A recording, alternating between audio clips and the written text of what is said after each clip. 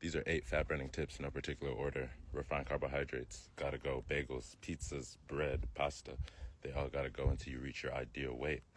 No snacking. Snacking is going to spike your insulin, and when you're spiking your insulin all day, insulin stops you from burning fat. So if insulin's in the body, there will be no fat burning. So the more you snack, the less you're going to lose weight. I would just eat your meals, 2 or 3 meals a day. Do not snack in between.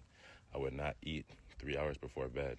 The closer you eat to bedtime, the less fat you're going to burn. I would reduce my stress because cortisol is going to cause you to have all this visceral fat.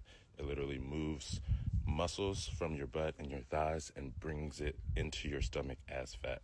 And visceral fat is the worst type of fat you can have. So reduce the stress, get some good sleep, reduce that cortisol.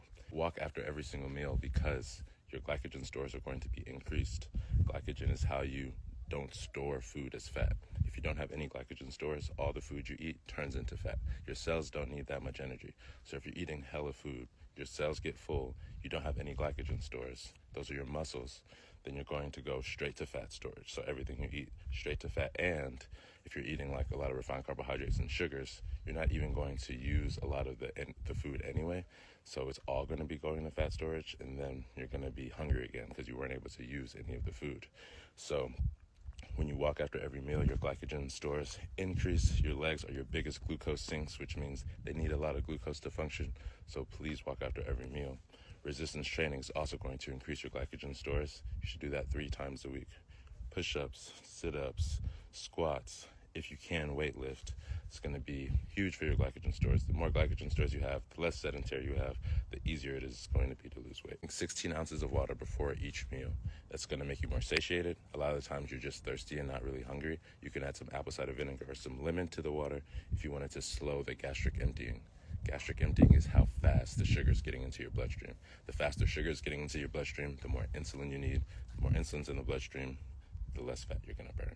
The last one is no sugars. No sugars in coffee, no sugars in juices, no ice cream, no cookies, no candy, no cake. Sugar just turns into fat. Every time you see something with sugar, just think fat. Whenever you see grams of sugar, just think grams of fat. And your liver is doing most of that work, turning that sugar into fat. So that's going to be fatty liver, more visceral fat.